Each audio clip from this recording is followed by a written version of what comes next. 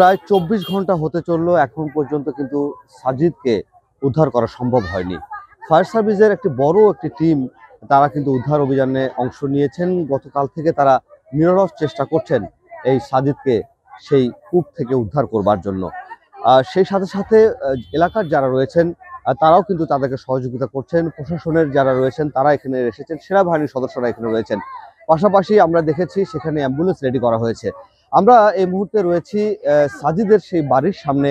সে বাড়ির সামনে কিন্তু শোকের মাতম চলছে।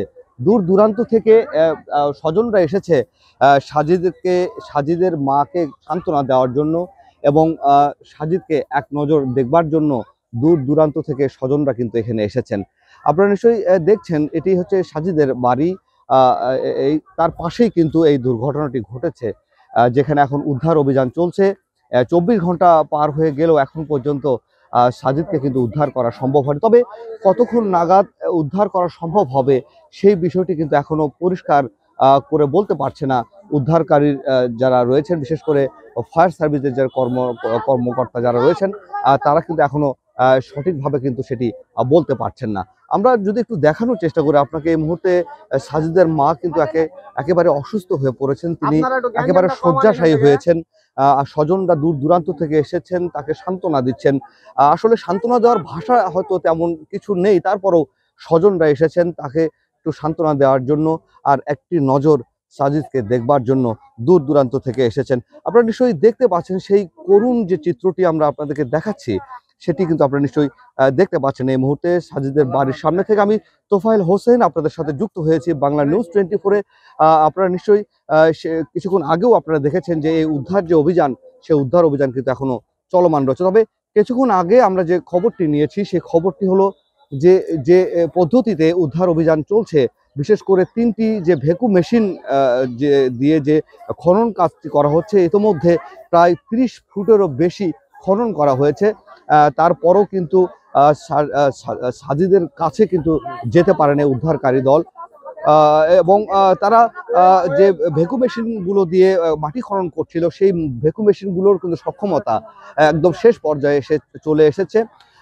সেক্ষেত্রে নতুন করে কোনো খননের জন্য অন্য কোনো যন্ত্র আনা হবে কিনা সে বিষয়ে কিন্তু তারা চিন্তা ভাবনা করছে। এই মুহূর্তে আপনারা নিশ্চয়ই লক্ষ্য করছেন যে দূর দূরান্ত থেকে কিন্তু শত শত মানুষ কিন্তু এখানে ভিড় করেছে।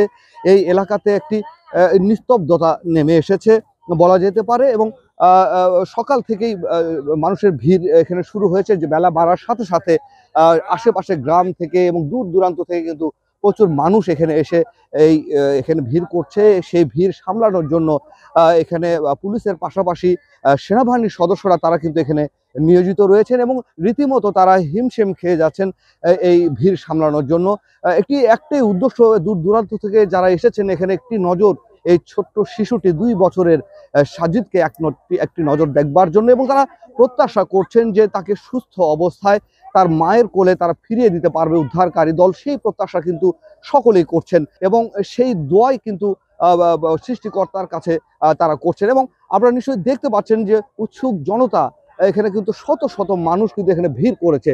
তবে যে ঝুঁকি নিয়ে এই উদ্ধার তৎপরতা গতকালকে থেকে শুরু করেছে উদ্ধারকারী দল, সেটি কিন্তু এখনো চলমান রয়েছে এবং আপনারা নিশ্চয়ই দেখতে পাচ্ছেন ভেকু মেশিন দিয়ে এখনো কিন্তু মাটি খনন করা হচ্ছে। তবে যেটি কিছুক্ষণ আগে আপনাদের বলছিলাম যে আসলে কতটুকু সম্ভব হবে এই ভেকু মেশিন দিয়ে সেই সাজিদের কাছে পৌঁছানো, সেটি নিয়ে কিন্তু একটি প্রশ্ন তৈরি হয়েছে এবং যদি এটি সম্ভব না হয় হয়তো বিকল্প কোনো ব্যবস্থা তারা কিন্তু নিতে পারবেন বলে হয়তো তারা চিন্তা ভাবনা করছেন।